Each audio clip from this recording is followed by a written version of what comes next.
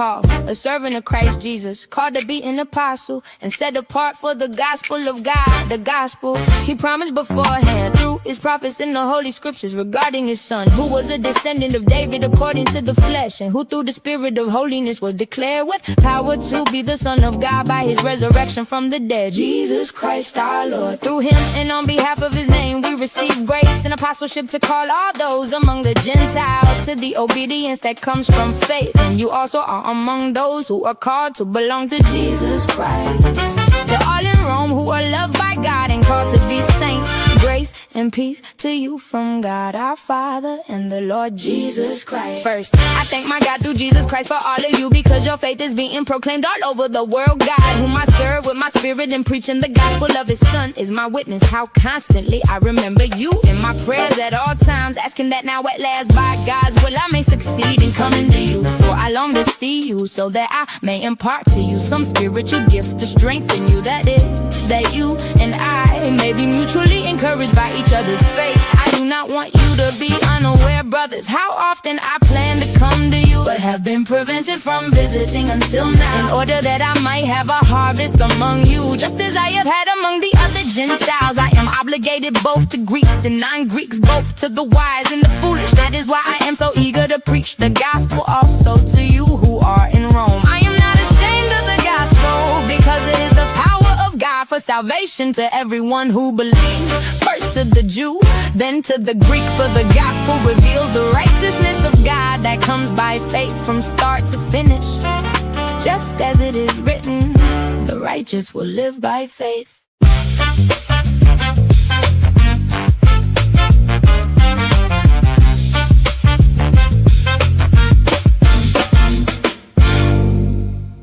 Yeah. The wrath of God is being revealed from heaven against all the godlessness and wickedness of men who suppress the truth by their wickedness. For what may be known about God is plain to them, because God has made it plain to them. For since the creation of the world, God's invisible qualities, his eternal power and divine nature have been clearly seen, being understood from his workmanship, so that men are without excuse. For although they knew God, they neither glorified him as God nor gave thanks to him, but they became futile in their thinking and darkened in their foolish hearts. Although they claimed to be wise, they became fools and exchanged the glory of the immortal God for images of mortal men and birds and animals and reptiles. Therefore God gave them over in the desires of their hearts to impurity, for the dishonoring of their bodies with one another. They exchanged the truth of God for a lie, and worshipped and served the creature rather than the Creator, who is forever worthy of praise. Amen. For this reason God gave them over to dishonorable passions. Even their women exchanged natural relations for unnatural ones. Likewise the men abandoned natural relations with women to burn with lust for one another. Men committed indecent acts with other men and received in themselves the due penalty for their error.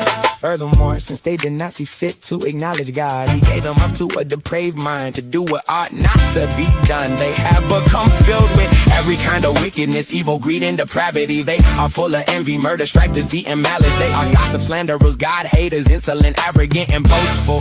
They invent new forms of evil. They disobey their parents. They are senseless, faithless, heartless, merciless. Although they know God's righteous decree that those who do such things are worthy of death, they not only continue to do these things, but also approve of those who practice them.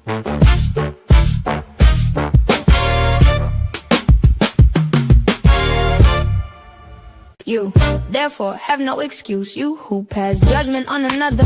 For on whatever grounds you judge the other, you are condemning yourself, because you who pass judgment do the same things. And we know that God's judgment against those who do such things is based on truth. So when you, oh man, pass judgment on others, yet do the same things, do you think you will escape God's judgment? Or do you disregard the riches of his kindness, tolerance, and patience, not realizing that God's kindness leads you to repentance? But because of your hard and unrepentant heart, you are storing up wrath against yourself for the day of wrath. When God's righteous judgment will be revealed, God will repay each one according to his deeds. To those who by perseverance in doing good seek glory, honor, and immortality, he will give eternal life. But for those who are self-seeking and who reject the truth and follow wickedness, there will be wrath and anger. There will be trouble and distress for every human being who does evil. First for the Jew, then for the Greek. But glory, honor, and peace for everyone who does good. First for the Jew, then for the Greek. For God does not show favoritism. All who sin apart from the law will also perish apart from the law. And all who sin under the law will be judged by the law. For it is not the hearers of the law who are righteous before God, but it is the doers of the law who will be declared righteous. Indeed, when Gentiles who do not have the law do by nature what the law requires, they are a law to themselves, even though they do not have the law. So they show that the work of the law is written on their hearts, their consciences also bearing witness, and their thoughts either accusing or defending them on the day when God will judge men's secrets through Christ Jesus, as proclaimed by my gospel. Peace, everybody. Grace and peace. We're back. You saw the thumbnail. You saw the title. This is the Monday morning meeting. I appreciate y'all for tapping in this morning. Grace and peace to you all. Just in case you're wondering, my eyeball did not fall out of my eye yesterday. Oh my gosh. My niece is calling me. 1 second.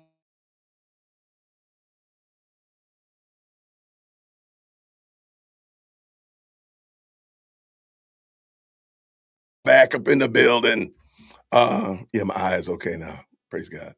I don't know what happened yesterday. If you weren't on part of the show last night, I was talking about the fact that I had some allergic reaction to something, and it made my eye look like Will Smith in the movie Hitch. I meant to bring that picture in here. Hold on, let's see. Like, I promise you, my eye looked crazy yesterday. I'm like, why does my eye look like this? Yeah, this is exactly what my eye was looking like yesterday. Hold on. I'll pull the picture up. Just in case you're wondering. No, the show is not serious.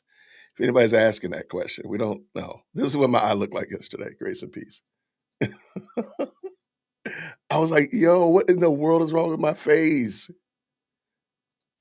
Okay, hold on. Pull it in. Pull it in, Jason. All right. That's what my eye looked like yesterday. I was like, what the world is wrong with my eye? I had some allergic reaction to something. So shout out. But needless to say, thank y'all for your prayers. I'm back, I think. I don't know. Some people might say that might be an improvement. I don't know. Anyway, shout out to y'all. Thank y'all so much, everybody who's jumped in. Wait.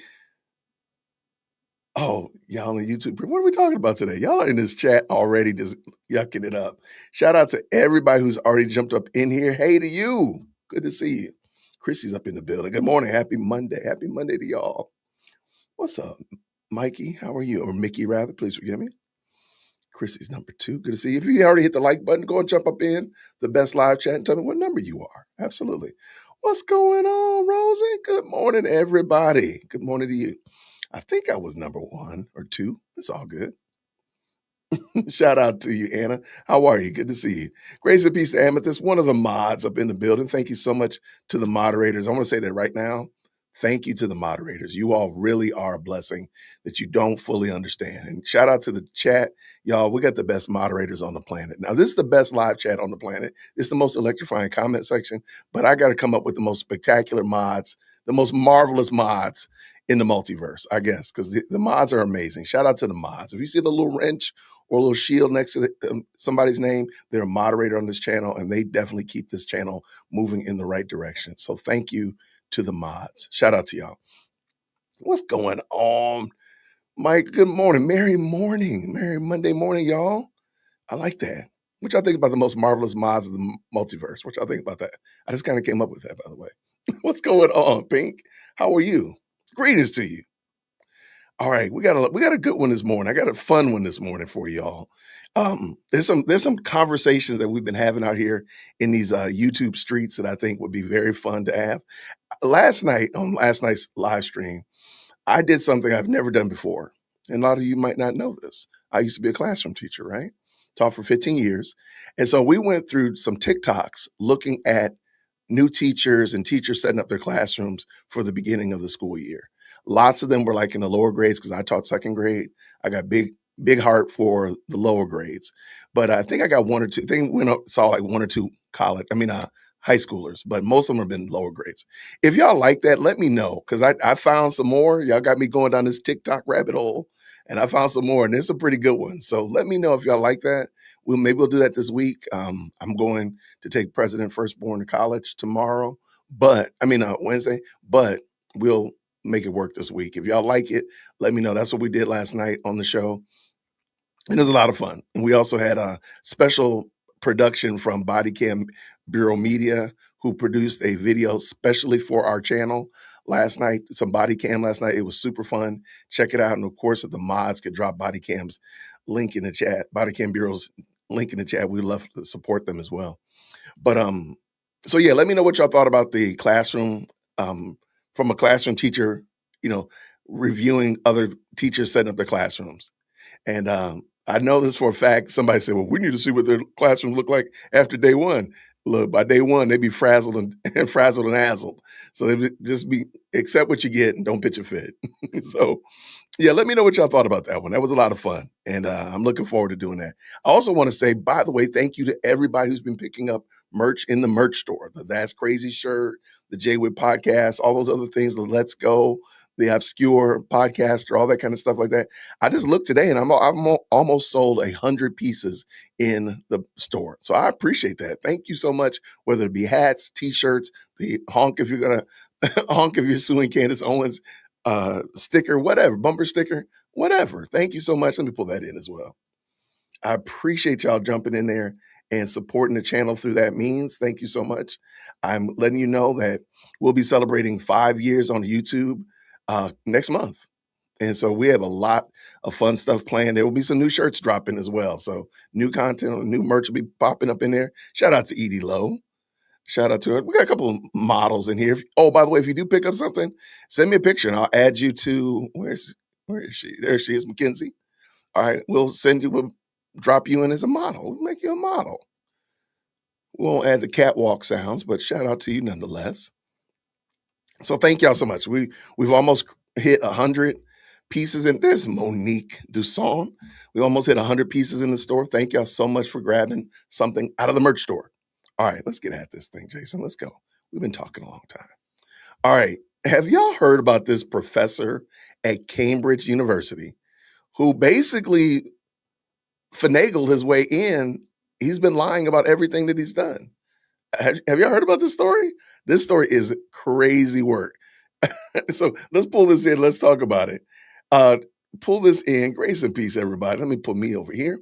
Let's get at it. Green hearts in the chat where you can hear. Watch the. Oh, shout out to Hannibal's Hungry. We're going to be looking at him. We're going to look at 2 of his videos today, by the way.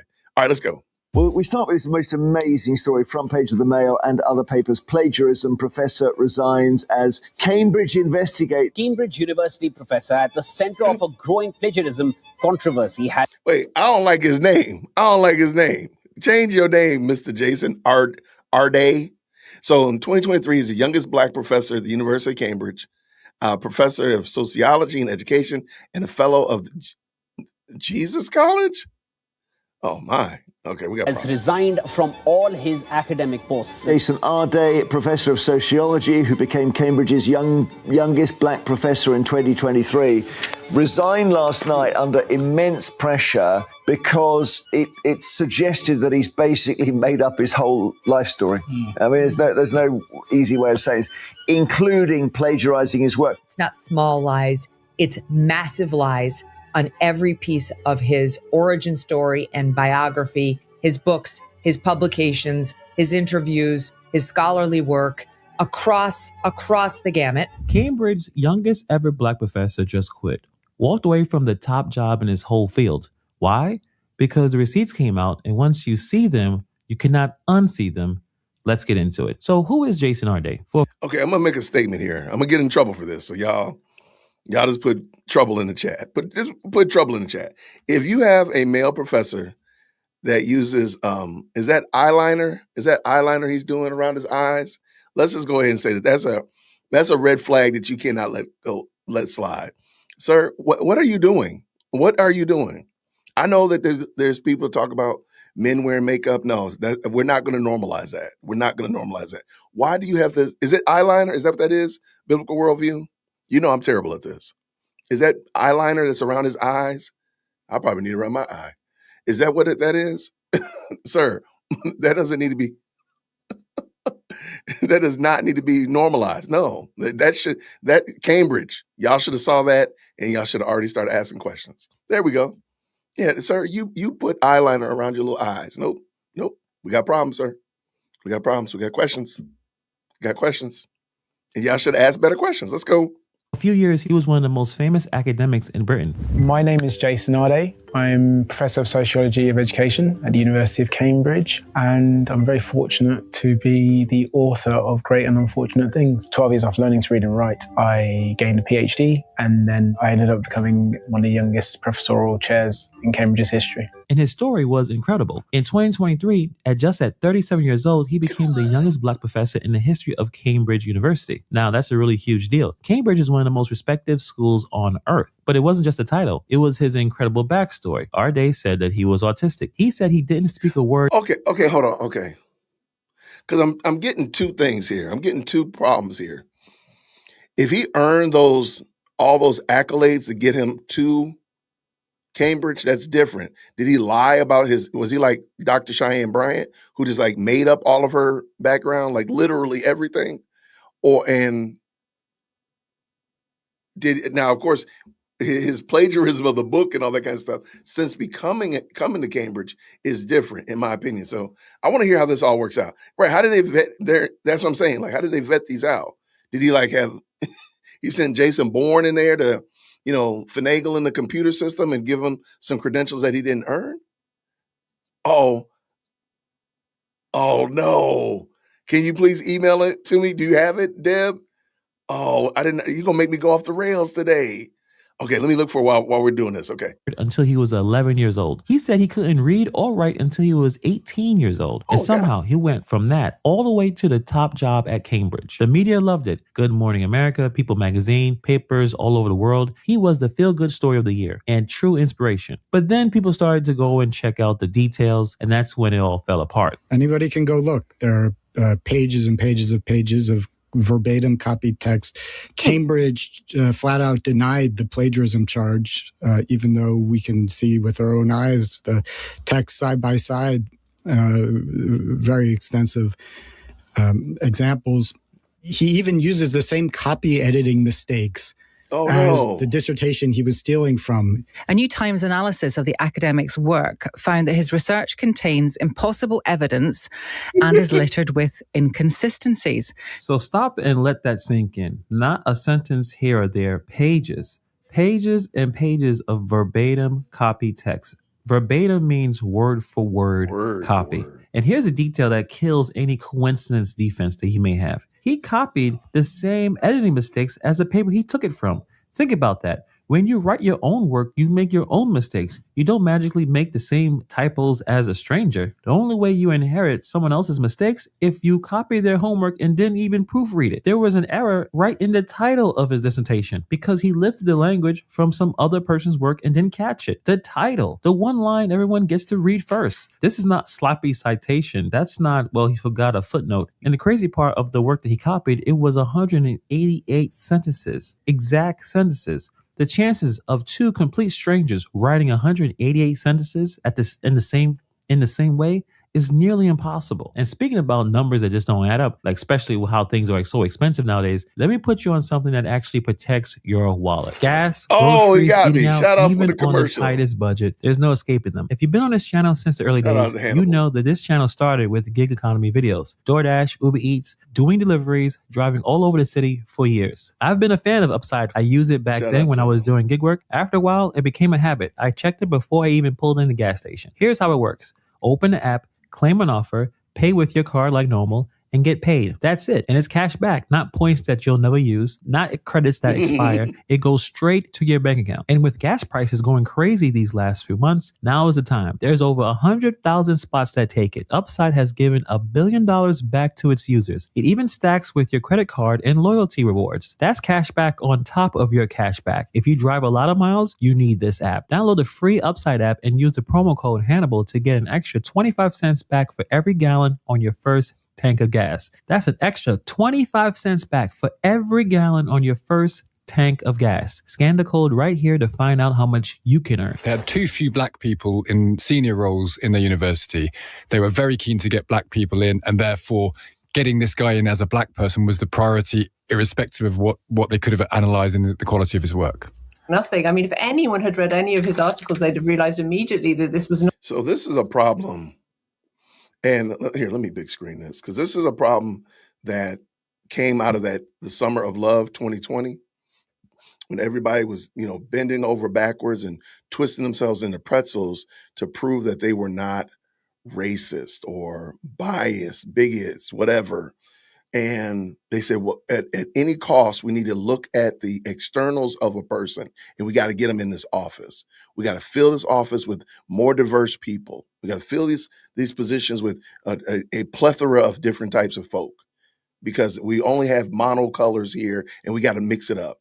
And the problem with that is, and this is the outcropping, and I don't even know if it's even like an unintended consequence. It's almost like a guaranteed. You're going to get fraudsters. As a matter of fact, we're going to look at another one in a moment that happened in New York. You're going to get fraudsters because all you're doing, your motives are not right. The Bible says that even the kindness of the wicked is cruel. Even in the process of trying to be kind, people who are wicked do cruel things. And the kindness turns into cruelty. And so this is just another example. Y'all bent yourselves over backwards. You flipped yourself over into these lyrical pretzels, trying to, quote unquote, prove that you're not black or you're not racist by, let me hire these black people. Let me do this. And then you hired a charlatan. You hired a huckster. And this has happened so many times, you cannot expect anything different. I guess the better thing is, show me examples where it's actually worked well. When you've gone out and hired somebody because of race, you went out and hired somebody because of their externals, and you got a good result. Not because of their ability, not because of their acumen. Because if they had looked at their ability, at this gentleman's ability, they probably would have seen what these people are saying. Because it's like, clearly his book was published. It wasn't like it was hiding on a thumb drive in his desk. It was published. All of his work was available. How did y'all not check it before you made him the youngest professor at Cambridge? You didn't, because you were busy running after optics. We got to get somebody of color. We got to mix it up. You got to get the guy that wears guy liner and whatever else. You had to get that. And guess what? There you go. This is what you get. And somebody said right here, the left's racism of low expectations. And they got to lower the expectations down. The bar is in hell at this point. Right? That's how low the bar is. And they just keep doing this. And it causes people to think that highly melanated people are not qualified. You see this is the cruel part. So now the qualified high melanin people, the qualified brown people, whatever people group you want to get caught up in, are now looked at because of this guy. They're looked at suspect. And they might be as qualified as today is Monday. They might be as accomplished as a noonday sun. But because of yahoos like this, people are going to start looking at them suspect. That's what the problem was with affirmative action. That's what the problem is now with this DIE hiring process. That's the problem. You've lowered the bar, so now people don't think that anybody of color or a black person or whatever minority group is actually a qualified person. There you go. That's the problem. And y'all deserve it, though. Cambridge, you deserve it. If your company suffers because of this, if your product suffers because of this, congratulations. That was the consolation prize for doing this. You should have stuck to your standards and said, no, we only hire qualified individuals. We're only looking for the qualified, and we're not looking at the externals. We're not going to sit there and say we're going to hire only black people. We're going to set a standard. There must be so many percentage of black men. There must be so many percentage of women. No, it should be 100% qualified employees. And that's what y'all get. Like, I feel sorry for nobody in this video, except the word Jason, because I for some reason or another, I like that name. Not someone who should be in a university at all, really. So, But yes, he'd be good on social media. He'd be good on prospectuses. He'd be good for clicks. So they're talking about DEI. So the critics aren't just blaming him. They're blaming the people who propped him up, put him there, basically used as a poster boy. Cambridge wanted a feel-good story, a young black professor with an incredible background and backstory. The dude's story sounds crazy. Y'all get what you get. This is what you get. Instead of saying instead of a feel-good story, we need somebody who can teach good. We need somebody who can speak good. Apparently somebody who can write good. I'm being funny. You got my point. But no. See, that's what y'all get. I don't feel sorry for you at all. Not one bit. And I don't know what this outfit is. Shout out to Cambridge. That outfit, this picture right here is suspect. Let's go. It looks great on the brochures, great for clicks, good for the image. So the critics say they got him in because of how the story looked, but never mind the actual quality of the work. So when you think about it, if this is true, think about how cynical that is. That's not lifting anybody up. That's using a person as a marketing prop, putting someone in a chair they weren't ready for because it makes them look good. Then obviously they're going to hang out to dry when everything falls apart. But really, who failed here? Of course, he's responsible for what he copied. Looks like he copied other people's work, and looks like he fabricated a lot of his personal life. I want to talk about just a couple of the lies. He's got a memoir coming out or a book. They report that an initial version of his book published by Simon & Schuster and his speaker bio stated that he has been a prolific fundraiser. I told the audience about this yesterday, raised over 5.5 million pounds for 80 national charities over a 20-year period. And he says, including by running 30 marathons in 35 days, 9 of which were allegedly with a broken leg, 300 miles in 3 days, and 600 miles in 6 days. Simon & Schuster quietly edited Arday's bio at some point between May 19th and July 24th, 2025, to remove the exact amount of money raised by Arday and to omit any mention of the running feats. But what about the institution that supposedly vetted him? They either didn't read his work or they read it and didn't care. Both are embarrassing. They wanted the headline more than they wanted the truth. Why was him running an ultra marathon? Why was him impersonating David Goggins? Why was that? How did that get him into Cambridge? Y'all, we're gonna have to run this back. Running feats was kind of crazy. I did hear that part. Shout out to that. Yeah. One thing I know about runners, look, I respect runners. Very rarely, runners really only respect persons who run or are in athletics. Very rarely do they accept armchair quarterback type of game. Runners are a different breed. So that being the case, like, they're not going to take advice from people who don't run, right? There might be, maybe they'll get some, nutrition advice, muscle reconditioning and such of that nature, advice, stretching. But for the most part, runners respect runners. Sir, what were you doing? Sir, you just lying to get friends. These are some Dean Karnasek type of numbers. What are you talking about? 600 miles? Sir, please. Please, all the please. So here's where things get actually crazy here. So his supporters put out a letter, a big one. Members of parliament, lords, whatever that is, professors, big names, and it calls the plagiarism claims entirely false. Case closed, right? Not so fast, because the letter got quietly changed after people signed it. At first, the letter bragged that both universities ran thorough investigations and found nothing, but then the scrutiny came, and somebody went back to soften that line. The word thorough, gone, deleted, quietly. No note, no announcement, just changed underneath the people who already signed it. And it wasn't just the words. Some big Cambridge names on that letter got scrubbed off too. One professor was listed near the top, and then her name vanished completely. Another one kept his name, but lost his Cambridge title. 14,000 people signed a document defending this man, and the same document keeps getting rewritten in the dark. If the defense is so rock solid, why are the big names backing away? When your own defense... I never thought about that. Do they do that often? Can you imagine you signing up for a GoFundMe or some online petition And you think it's for, to make Adidas the national shoe of, the multiverse, and you sign that petition, and then lo and behold, they go and change it to something else? Yo, I've never thought about that. I always thought they were locked in place.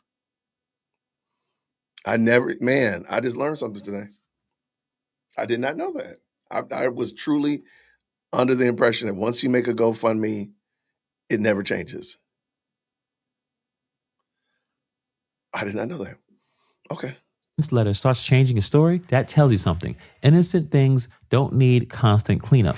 In his resignation letter, Arde said it should not be mistaken for an acceptance of the narratives that have surrounded him. The relentless accusations, speculation, and public commentary have taken a profound toll on me and on those I love. Arde insists his resignation should not be seen as an admission of wrongdoing and maintains that the campaign against him is racially motivated.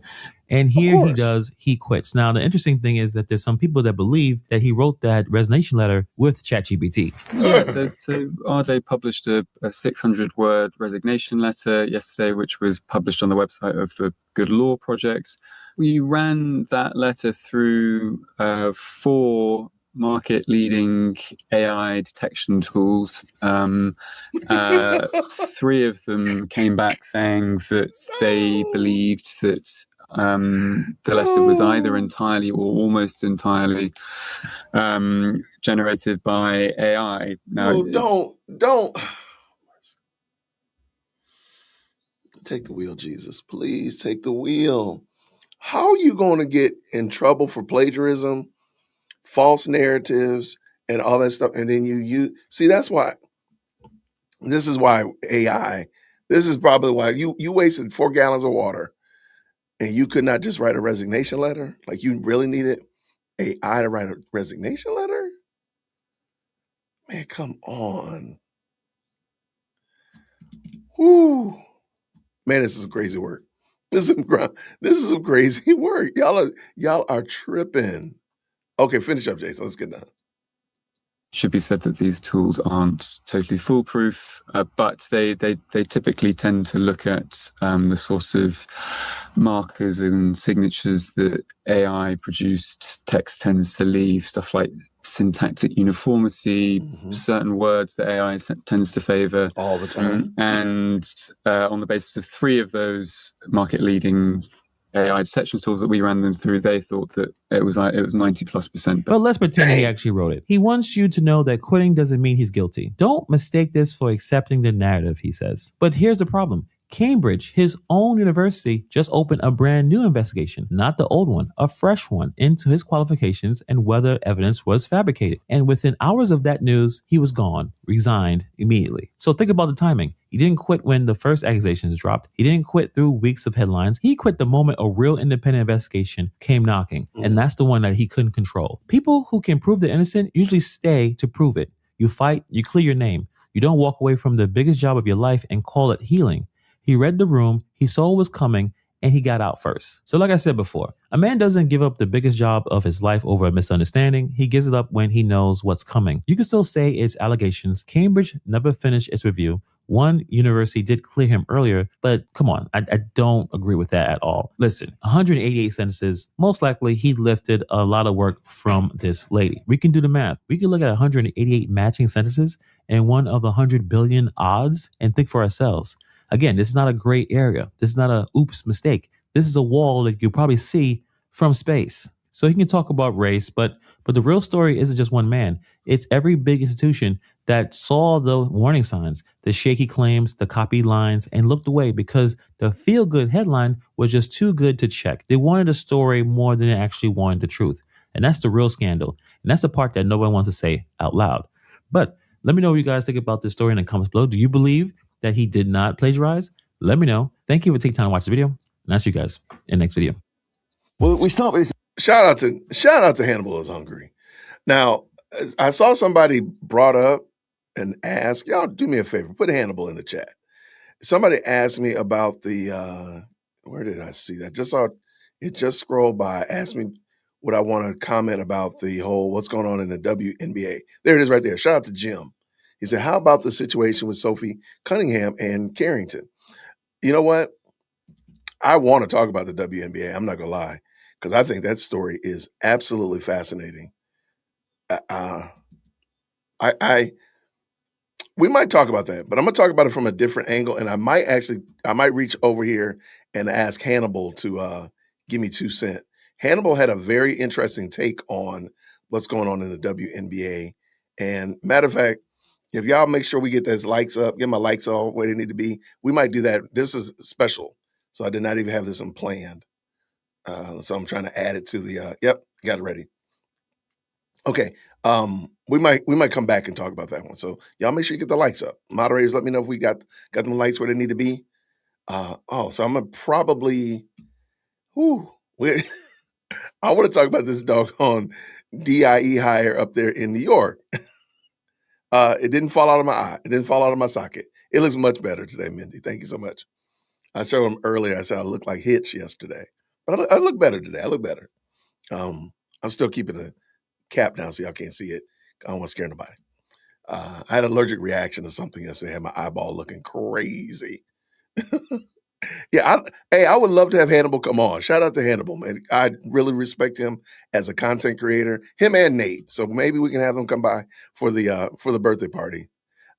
If you don't know, in September will be 5 years of this podcast, and we might do something special. Maybe we have some guests come through. That'd be fun. But okay, I don't know. Have y'all heard about this? This is the craziest thing ever. A police commissioner in New York, her son is a Pookie. Her son is a YN. Her son is a gang member who has been shot by the police in the past, right? Her husband is a convicted felon, drug and gun charges. This is just a perfect family. How did she become a police commissioner? You just can't make this stuff up. But here it comes. This is the part. Sit down, strap in, put down your beverage, no sharp objects. This is the part. The mom, who is a police commissioner, drove a car while her son committed a drive-by.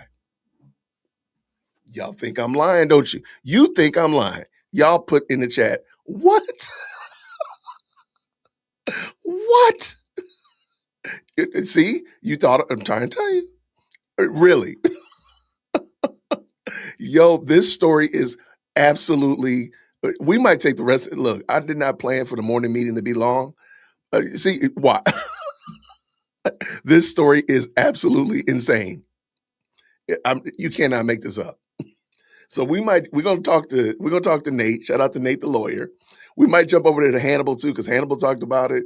A lot of people talked about it. This is the craziest thing I've ever saw in my life. You are a police commissioner, just in the hierarchy of police. You're a white shirt. You're making good money, and you are running a drive-by with your 20-year-old gang-affiliated son. You cannot make this stuff up.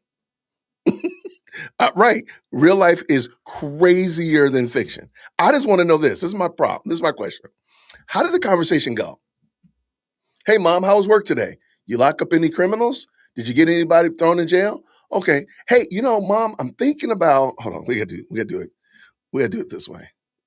No, we're not serious over here. This show is not serious, by the way. If anybody's asking that question, stop asking that question. All right. So here, this is how we'll do it. Hey, Mom, how was work today? Oh, today, work was fine today, little Pookie. How was your day? Oh, Mom, it was fine. I was just out there on the block selling rocks, popped a couple of ops, that kind of stuff. The stuff I do because I'm a gang member. Oh, no problem, little Johnny. You just keep it going. Anything else going on today? Hey, Mom, I'm thinking about running a drive-by at one of my ops. Do you mind driving a car? Oh, well, baby, let me go take off my uniform and put away my police stuff. And sure, I'll put on my Shai Pusti and my Nike Tech, and I'll drive the car for you. Sure, little Ray Ray. Thanks, Mom. You're the best. How did that conversation go that you're actually running a drive-by for your child? You cannot make this up. Y'all think I made this up, don't you? Y'all still think I made this up? This story is absolutely insane. I don't want to bring it on yet because it's so insane that I can't actually believe how insane it is. A grown woman with a good job in policing, is committing a drive-by for her son. You know what? Never mind. Just play the video, Jason. Shut up. Play the video. Let's go. Greenheart's in the chat where you can hear. Lackard appointed Deputy Commissioner of Wellness for the city in 2020 during the George Floyd protest. Deputy Commissioner Jennifer Lackard launched the Wellness Precinct located on Gramerton Avenue last month. A lot of the people who we encounter are in a mental health crisis. Some are combatant, some are, really, really aggressive, and some are not. A few moments later. And right now at 6, there is news of a shocking arrest. The Mount Vernon Deputy Police Commissioner is now fired and facing attempted murder charges. Jennifer Lackard was a second in command at the Mount Vernon Police Department, serving as its Deputy Police Commissioner for more than 6 years. She helped keep crime off the city streets and arrested criminals when she needed to. But this morning, she was greeted at the door by police officers, but they were there to put handcuffs on her and now charged alongside her 20-year-old son with attempted murder. So the police... I'm sorry. Okay. Somebody, I keep bringing this up. I know. I really, truly need somebody to create a time machine that allows me to go back in time, and I need to be able to shrink myself down and be able to sneak into her house, because I got to hear this conversation specifically. There's a lot of conversations I would love to hear, in the past and stuff like that. The Sermon on the Mount and Jesus healing the blind man. I would love to hear that, but I want to hear this one too. How did this conversation go? Mom, you are a police deputy commissioner. Do you mind running a drive-by in the family van? We're going to roll around the block 3-4 times. Do you mind? Do you mind? And if I'm not mistaken, I think Dad was in the car too. Now I think about it. Yeah, so I need this. I need this in my life. On my list of I need this in my life, I gotta hear how this conversation went. I just gotta know. I gotta know. Police in New York State had a great idea. Because of the George Floyd incident, let's hire an unqualified Black woman to hold the position of deputy commissioner and see what happens. Now, she's about to go on trial for attempted murder. See, this is what I'm saying. In the process of trying to be overly, really unfair, they have now created a situation where now everybody that looks like this woman is going to get the side eye. It don't matter. They could be as qualified and as proficient and as effective as the noonday sun, but because of their attempt to overcompensate because of George Floyd, now everybody who looks like this woman is going to look suspect, because every Black woman isn't doing this. Every Black man isn't doing this stuff. But because y'all dummies sat there and allowed this dumb stuff to happen, guess what? Now everybody's scrutinized like this. That's how, let's go. Let's talk about it. Shout out to Nate Lloyd, my nephew. This is Jennifer Lackard. She served as the Deputy Police Commissioner for Wellness and Public Safety at the Mount Vernon Police Department, making about $140,000 a year. Now, to understand this story, I gotta rewind the clock to 2020 during the George Floyd protest period. Now, during this time, police departments, especially in the East Coast, were trying to diversify quickly. So they decided to hire Jennifer Lackard. So who is Jennifer Lackard? Well, she's the person who is running Reentry LLC. It's a Bronx-based organization focused on helping people who are formerly incarcerated transition back to society. So with absolutely no law enforcement or police experience, the officials there in Mount Vernon thought it would be a good idea to make her Deputy Police Commissioner for Special Services. And with the title of Deputy Police Commissioner, she got to oversee an entire precinct of her own. This is the newest precinct of the Mount Vernon Police Department, and it's focused on public health. A lot of the supports are not there. Deputy Commissioner Jennifer Lackard launched the Wellness Precinct located on Gramerton Avenue last month. a first-of-its-kind police reform initiative in the Hudson Valley aimed at intercepting people who need services instead of handcuffs. A lot of the people who we encounter are in a mental health crisis. Some are combatant, some are, really, really aggressive, and some are not. And some are frequent flyers because they don't have support. So now Lackard has a son. Her son's name is Chase, and Chase is what's known as a bad seed. He's a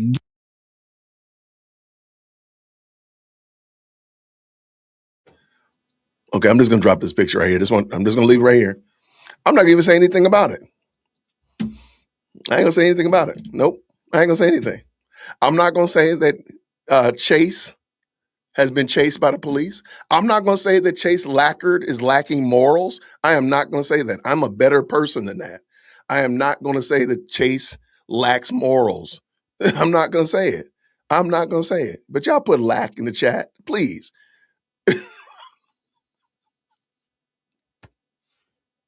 Never fails. Never fails. gangbanging crazy lunatic who lives up there in the Bronx. And here is a highlight reel of some of his more recent interactions with police. Y'all not ready for this. says Jennifer's son Chase has had multiple contacts with police. Wait. Hold on. Y'all, please do me a favor. I know I keep telling y'all, put down your beverages, all sharp objects, get them away from you. No farm equipment. You are not prepared for this gentleman's. This is the deputy police commissioner's son, like her biological son, right? Lactard. He lacked Maxon. You're not ready for this. You're not ready for this. So the apple, look, this apple didn't even fall off the tree. This apple rotted on the tree. This apple rotted in the root, in the seed form. You're not ready for this. I'm like, come on now. Come on. For real? Watch this. I'm going to give you a big screen. Make sure you're not driving any farm equipment. Watch this. Surviving a shooting, later being arrested on a gun charge. And in another incident, police claim he pointed a gun at officers before they shot him. Now, that last incident where her son, Chase Lackard, shot at police, that was actually caught on camera. Here's the news report from that incident. Tonight, we are learning the son of a high-ranking police official in Mount Vernon is now facing charges in connection to an officer-involved shooting in Soundview. News 12's Tim Harfman is in the alert center with the very latest. Tim. Sources say the teen is the son of Mount Vernon Deputy Police Commissioner Jennifer Lackard. The NYPD says her son Chase has had multiple runs with police, including one with apparent gang ties, as well as a gun arrest in September. We have someone walking around the community of the Bronx in the Soundview section with a loaded semi-automatic weapon who was arrested 3 months ago in the streets of Manhattan and indicted. His thumbs like that? This probably shouldn't have happened. That's NYPD Chief of Patrol John Schell following Friday's officer-involved shooting in the Bronx. Police now identifying the suspect as Chase Lackard of Soundview. The NYPD says there was some sort of fight involving a gun when police came face-to-face with Lackard holding a loaded 9mm gun. We're told officers shot the 19-year-old twice in the leg. It all unfolded at Stevenson Commons near Lafayette and Underhill Avenues in Soundview. You see, this is video that the NYPD released. This is from a camera at the shooting. There you see Chase Lackard in the hoodie, in the gray hoodie. He pulls out a gun here, right there. 2024. This is That's not crazy. Recent. This happened. Almost 2 years ago. So pulls out this loaded gun, points it at police officers, who you can roll the video. It doesn't fire, but he points it at the officers, who then fire at him, and he is hit. He's okay. Was he arrested in this case? He was arrested. Do they know who he was shooting at or what he was shooting Well, he didn't actually shoot at anybody. Oh, he just took the gun out. Yeah, he just took the So you have the deputy police commissioner's son out there acting a fool, pointing guns at cops, getting shot. Just total madness. Police also say Lackard was involved in a gang-related fight in January 2023 when the then 17-year-old was shot in the chest on an MTA bus in Soundview. I'm going to say it. Talk about bad parenting. Like, you can't keep your son from acting a fool? So now your next question is, well, where's the father in all this? Well, the father's name is James Lackard, and James Lackard previously served 4 years for federal drug conviction charges. The 2012 federal indictment shows he had previously served 52 months on a drug conviction before later pleading guilty. I'm not saying that you can't be police commissioner if your family has a past, a checkered past, but they've turned themselves around. I'm not saying that. I'm not saying that just because the husband had a jacket that the wife can't be a police commissioner. What I am saying is that these people are actively involved in criminology. They're actively involved in it in 4K, in real time. They're not reformed, they're not turning a new leaf or anything of that nature. They are still involved in it. Man, that's crazy work. It's going to get so... I still want to see, I want to know how they ended up talking about this. Guilty in another federal drug case. So the husband is a convicted felon. The son is probably going to be doing decades in prison because he's an active gang member. And the mom is the deputy police commissioner. So yeah, this doesn't seem like it's going to end well. So now let me fast forward to June 29th, 2026. Now Chase had to go in front of a judge because remember the shooting case that had occurred a couple of years ago with the cop? He was still dealing with that. So mom drove her son to the courthouse, but while they were down there was a mass shooting that played out. Now, some people outside the courthouse actually caught the aftermath of what happened on camera. Here's that video.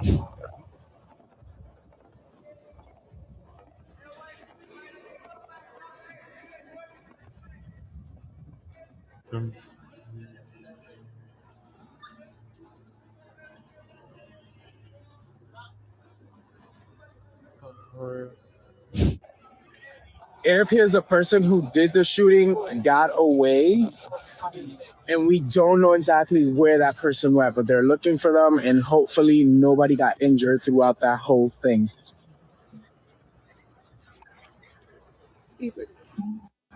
So what they're looking for right now is a bullet. So they just found somebody's phone there, and I guess a bullet on the side. Now, this is where things get interesting. You have a drive-by shooting at a courthouse in the Bronx. So we have a couple of things that helped officers determine who was responsible for this. First thing officers did was go to the surveillance cameras, right? There's surveillance cameras all around the courthouse. Okay, those are those cameras, y'all.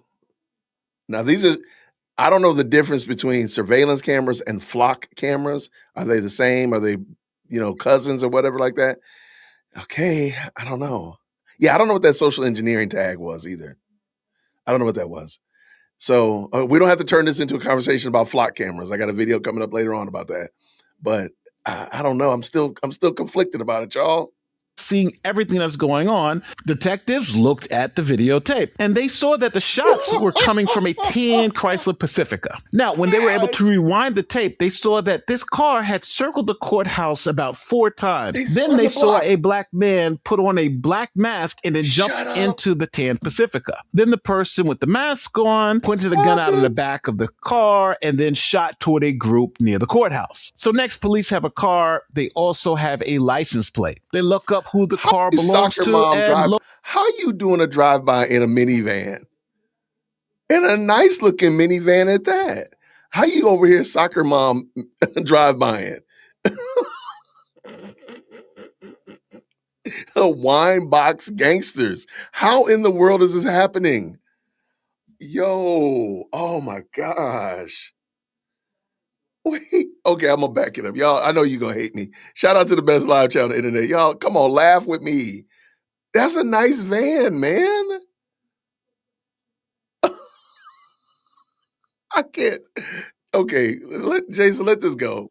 Now, when they were able to rewind the tape, they saw that this car had circled the courthouse about 4 times. Then they saw a black man put on a black mask and then jump into the tan Pacifica. Then the person with the mask on pointed a gun out of the back of the car and then shot toward a group near the courthouse. So next, police have a car. They also have a license plate. They look up who the car belongs to, and lo and behold, it belongs to the Lackards, one who is a deputy police commissioner. So police wanted to make sure they got the right car, because it's totally possible if you want to commit a drive-by shooting, you'll steal a car, commit the shooting, and then drop the car off later. So police set up surveillance around the Lackards, and they found that, guess what? They were still using that same tan Pacifica. And on top of that, their son matched the identity of the person who put on the mask, jumped in the back of the car, and shot at the group. So now with all this evidence, police got a search warrant to look at the phone messages between the Lackards to see what the heck is going on. Was this some type of horrible coincidence, or were the Lackards involved in a drive-by shooting? Wait,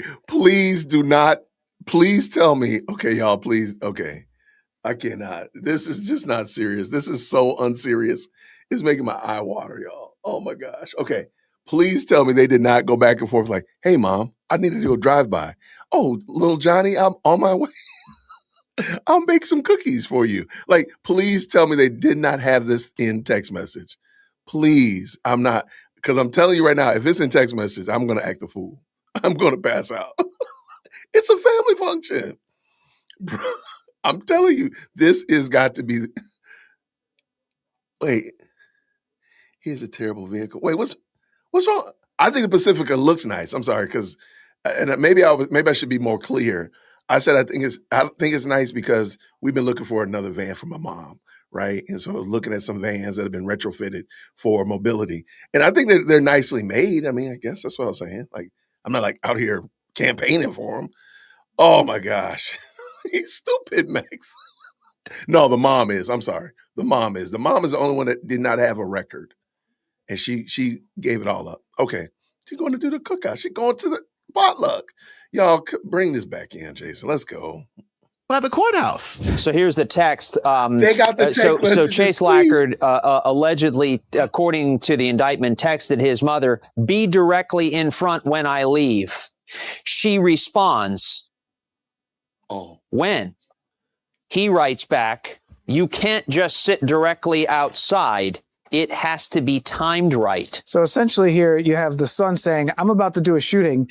You can't, Mom, you can't just sit out there. It's going to be too obvious. So then police re-examine the video and see it's actually the deputy commissioner who's driving the car. And they drive around for about an hour or so waiting for this opportunity to get it just right. We sent a text. You can't just sit. Yo, please. Oh my God. Why is this thing so fun? This thing is choking me out. I might die here, y'all. Tell my wife I love her. How in the world are you this brazen and stupid? I'm sorry. First of all, the role that she opened up in the precinct is kind of frilly anyway. It's a made up role anyway. They said that. But my gosh, in the morning, man, like, I mean, you're what kind of, can you imagine, like, okay, think about this. What kind of gang members has she interacted with that she gave them a pass? I mean, that's got to be a serious question that's asked now. Like, did she involve herself with gang members and put them through the soft, gentle policing rather than them getting thrown in Rikers and whatnot like that? Is it possible? Is it possible that she interacted with rival gang members through her son and maybe push them in a different direction than doing the right thing and send them all to Rikers? These are going to be questions that come up. Yo, this is horrible. Y'all are wild. Why are you people like this? Shout out to Mike. Man, Mike is blessing folk with memberships left and right. If you got a membership from Mike, please make sure you say thank you. Put his name on it and just don't put Chase Lackard on it. Say thank you, Mike. Thank you, Mike, for blessing 5 people with memberships, man. Thank you so much. This thing right here is staggering. Like, how do you, but it's not just that her son is a criminal and her husband is a criminal. She drove the getaway car while he's shooting out the back window. Y'all, you cannot make this up. Oh, finish up, Jason. Let's go. Directly outside. It has to be timed right.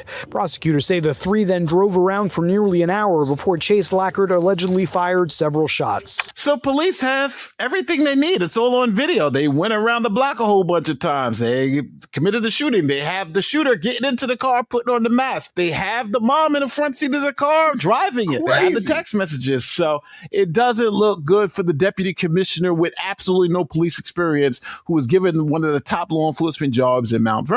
So the city of Mount Vernon has a DEI issue, it seems like, and they put out a statement immediately firing the deputy commissioner. The city of Mount Vernon issuing a statement saying, effective immediately, the city of Mount Vernon has terminated Jennifer Lackert's employment. The allegations are unrelated to her duties and do not stem from any conduct associated with the department. Lackert appointed Deputy Commissioner of Wellness for the city in 2020 during the George Floyd protest. Now, because of the video evidence, text messages, and all the other stuff, police and prosecutors decided to throw the book at them. She's being charged with attempted murder as a co-conspirator. A stunning fall from grace for Jennifer Lackert. She was serving as Deputy Commissioner of Wellness at the Mount Vernon Police Department, a role focused on police reform and community trust. Yesterday, she pleaded not guilty to a laundry list of crimes, including attempted murder, conspiracy, and criminal possession of a weapon. According to a newly unsealed criminal indictment, the 49-year-old and her family coordinated a shooting outside Bronx Criminal Court on June 29th. Prosecutors say Lackert's 20-year-old... If somebody wants to help a brother out, because I don't think I'm going to be able to do it. I don't think I'm going to be able to pull myself together. If somebody can find this indictment, and if they have the text messages, I will do a theatrical reading of the text messages. I'll bring in the other camera. Maybe I'll tap another content creator, and we'll just do this, and we'll read it theatrically.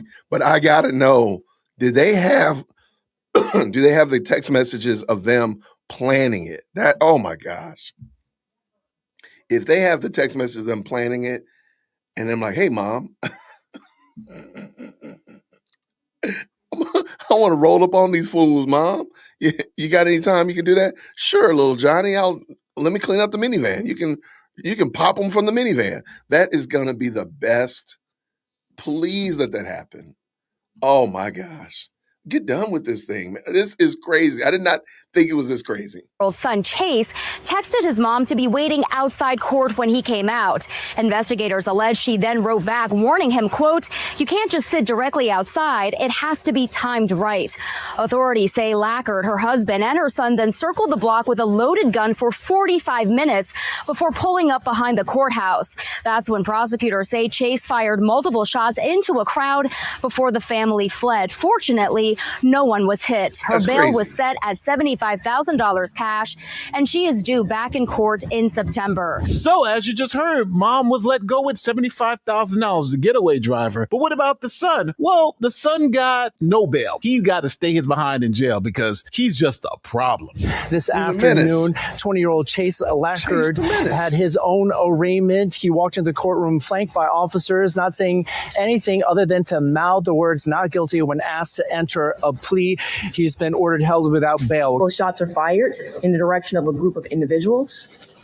This appears to be gang related, as one of the individuals that was in that group is a member of a rival set. And this defendant, our investigation has revealed, is a member of a gang as well. Now, I'm going to say it. If you don't want to hear it, I'm going to say it. This was a DEI disaster. This woman obviously was a DEI disaster. She had no experience, absolutely none. And they made her the second most powerful person in the police department, the deputy commissioner, which is crazy to me. Crazy. And whoever is doing background checks needs to be fired immediately. And as I always say, when are we going to go back to the simple principle of hiring people because they're qualified for the job? And there may be more here because I don't know how this kid is able, he's getting shot in a bus and shooting at police and getting caught with guns seem like every week in the Bronx. Why is he out? Why is he just walking around? Why is he able to do this? Now he goes back to the courthouse and he feels so bold, so emboldened because his mom is the deputy commissioner. He can just pull out a gun and start shooting up other rival gangs right there in front of the courthouse. And mom is driving them. Like, this is a total disaster. But let me know how you feel in the comment section. At this point, these are charges, meaning these are allegations and not fact. These people technically at this point in time, no matter what video or text messages they got, they're innocent until proven guilty in a court of law. And we have to leave open the possibility that more facts can come out to support the claim of innocence for at least the deputy commissioner. She can say, hey, those text messages are read without context, or she can say, hey, I just drove my son there. We were driving around because he said he wanted to see his friend. He threw on a mask because he said he wanted to surprise the guy. I didn't know it was going to be gunshots at the back of the car. But as always, this is not a court of law. This is a court of public opinion. And what is your opinion about this story? Do you believe prosecutors have enough to get the life sentences they're going to be seeking in both these cases? Do you think the deputy police commissioner was actually an accomplice to her son's murderous rage? Well, I'll keep up with the story. Let me know how you feel in the comment section because it doesn't look good for the deputy chief, but it is what it is. My name is Nate the Lawyer. Don't forget, like, share, subscribe to all our YouTube stuff. We're going to see you in the next one. Peace. Shout out to Nate. Shout out to Nate the Lawyer. Now, I do realize that in Nate's, hold on a second. Shout out to Nate the Lawyer. I do realize in Nate, they didn't talk about the husband. And I believe it was Hannibal that actually talked about the husband. I might pull that one in so they can talk about the husband as well, because I believe the husband was like on the run. Like he's on the lam. So the husband, they're looking for the husband. Like he said, I'm out of here. I'm out. So shout out for sure. Thank y'all, everybody who's jumped in. And who hired her? Right. Everybody, look, there's a lot of investigation needs to go on. Yeah, this is some crazy, crazy work. This is some diabolical work right here. Like, how did we get here? But I want to bring something in before I bring Hannibal in. I just want to make sure you understand why I say DIE policies are horrible. And here it is right here. Proverbs 12, verse 10. Okay. Whoever is righteous has regard for the life of his beast. But this is the sentence I want you to look at. But the mercy of the wicked is cruel. Because the person is righteous here, because the person is righteous, they have regard for those around him. And they say there is beast, but we can apply that to multiple other areas, right? Because of their righteousness, what they're looking to do, the regard that they do is actually beneficial to the one that they're looking to help. It's because of their righteousness. That is what makes their regard beneficial. But going back here, because this person is wicked, what they think is mercy is actually cruelty. It starts in home. Everybody keeps saying, the apple doesn't fall far from the tree, the fruit doesn't fall far from the tree. That's basically what you're saying. You're basically saying this. So that's why DIE policies are horrible, and they've always been horrible. I've said this from the beginning of this channel, and I'm pretty sure I'll be saying it at the moment of my last breath. DIE is horrible. Critical race theory is a cult. It's a mind cult. And it makes assumptions of people that you don't have the privilege of doing. So that's why, and we just watched two examples right here. You cannot beat those charges that DIE is what brought these people into prominence. The guy at Cambridge, this lacquered lady up in New York, and we could pull up, I got Brandon Johnson on deck too. We can bring Brandon Johnson up, the exact same thing. Y'all wanted to have the optics of being fair, optics of being merciful, but guess what? You turned out being cruel. Matter of fact, I'm gonna bring that Brandon Johnson video in, but I got Hannibal. This show's gonna go long today. I'm sorry, y'all. We freestyling. But I really want y'all to remember that Proverbs 12:10. So that's why I don't rock with DIE policies. God did not tell us to do that. God didn't tell us to do it.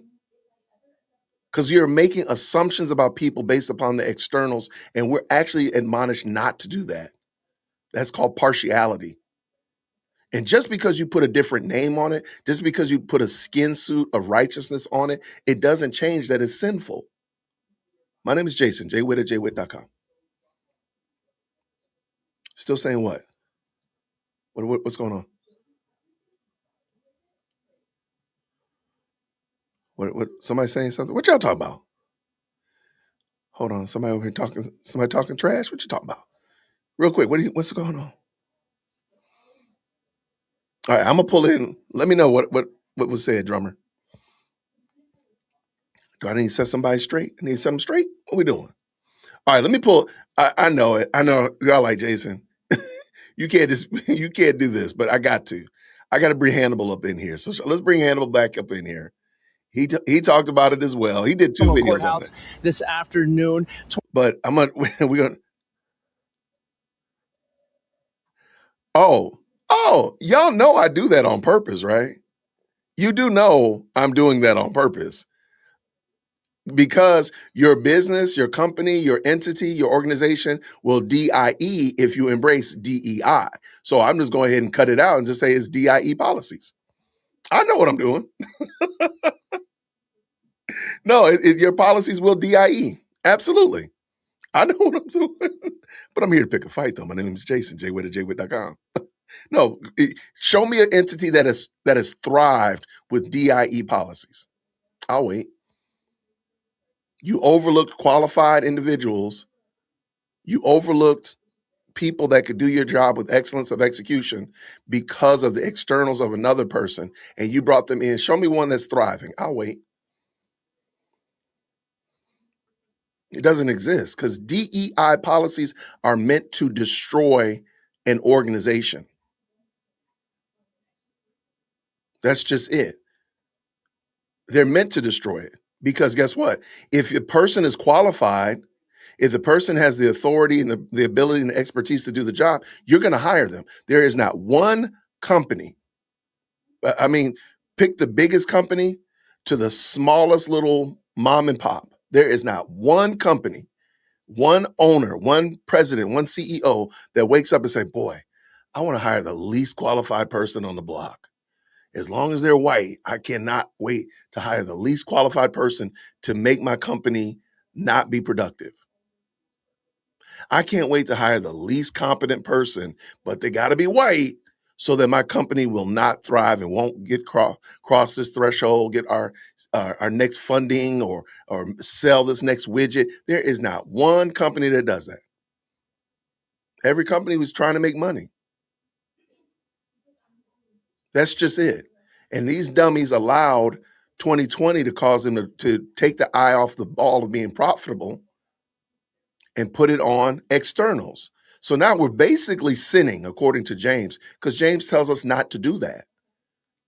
So now all these companies are DIE enriched, and they're really sinning because you're looking at somebody saying, oh, you're brown. Oh, you're this. Oh, you're that. We got to hire you. And you don't know if they could actually do the job. And guess what? We just saw 2 examples. We'll bring Brandon Johnson in for a third. And guess what? You're failing. Chicago is failing. Cambridge has a black eye, pun intended. Cambridge has a black eye. What was that? Mount Vernon, New York is they're in scandal. Why? Because of DIE policies. Oh, we are not going to talk about what they're doing to movies. We're going to save that for another day. We're not going to do it. But show me one that has benefited. Show me one that's benefited.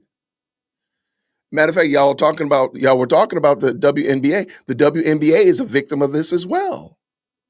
Well, the WNBA has always been a problem because they've never been an actual league that's been profitable. But they're about to probably go into the darkest season of the WNBA ever. Probably what happened last week and going into this week, we're now in the darkest season for the WNBA. That's just my assessment. Okay, so yeah, feel free to be black, be mad. See, this is the point. Because see, you think that you know better by saying, instead of holding people to the standard of saying, hey, our company standards are these. But you say, well, you know what? Black people can't live up to the standard. Black people can't do that. So we got to lower the standard. Guess what? You're going to end up getting a whole bunch of scuttlebutts in there. And then you lower it even more. You're going to get some more. Tell me I'm wrong. Tell me I'm wrong. I'm willing to listen. JWitt at jwitt.com. Jason, you're wrong. This company lowered the standard and they got really good candidates. So you mean to tell me they weren't good candidates up here? Like, what's the difference? My name is Jason, JWitt at jwitt.com. I'm here for it. I'm here for it. I'm here. As our friend Tanaz says it, I got all time. I got all day. There's not one example you can show me where you lowered the standard to quote unquote increase and allow certain people to get in and you got a higher standard candidate. That doesn't even work. That doesn't even make sense. It doesn't make sense. The NBA decides that the standard is that you have to be 6'5". They lower the standard to 5'6". They get a Yahoo like me up in there. They're not going to get better. They're not. But they did let somebody in at 5'6". They're not going to get any better. It's just not going to happen. Sure, they're going to get some people who are 5'8" and 6'1". Of course, they're going to get those people in there too. But they're going to have me in there dragging the numbers down. My name is Jason, jwitt.com. I know y'all going to be mad. It's okay. Y'all put mad in the chat. I don't care. I do not care today. I mean, I don't care. I don't. Watching this stuff and knowing that there are really good quality people who share my same skin color, who have to fight for this foolishness and have to overcome this ignorance because these retards allow DIE policies in. Now, qualified Black people have to defend that and have to overcome that hurdle, yet another hurdle. It just doesn't make any sense. Whereas y'all lowered the standard and y'all let these Pookies and Ray Rays into the mix when you should have kept the standard high. Now, sure, does that mean that every Black person is going to get a job? Every highly qualified Black person will get a job? No, it doesn't. Oh, mercy. Be right back.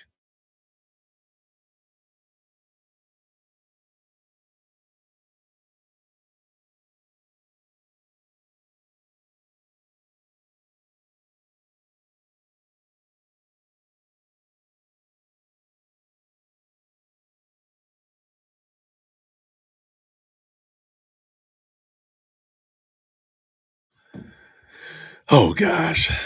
Now I'm being reprimanded by somebody who just was able to vote like 2 weeks ago and reprimanded because they need to go somewhere and they can't drive my rental car.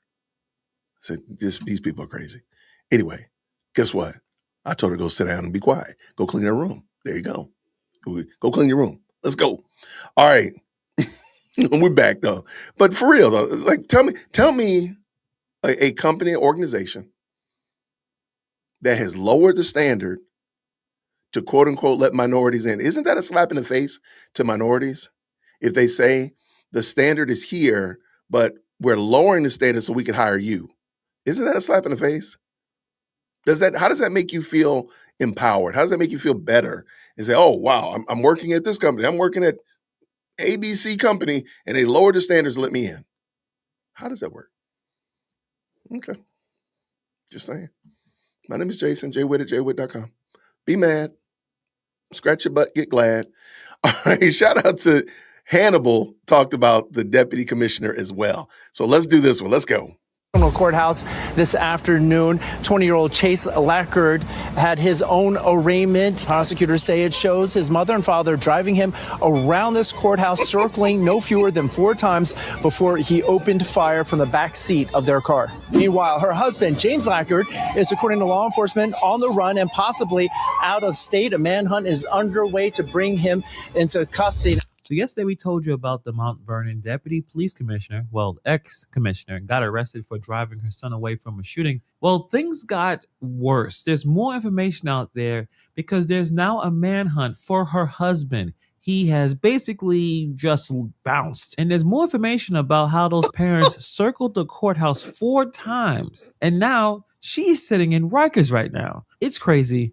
Let's get into it. Chase's mother, Jennifer Lackard, was arraigned in the same courthouse yesterday. The 49-year-old served as the deputy commissioner for the Mount Vernon Police Department until she was fired yesterday when news of her arrest this afternoon. 20-year-old Chase Lackard had his own arraignment. He walked into the courtroom flanked by officers, not saying anything other than to mouth the words not guilty when asked to enter a plea.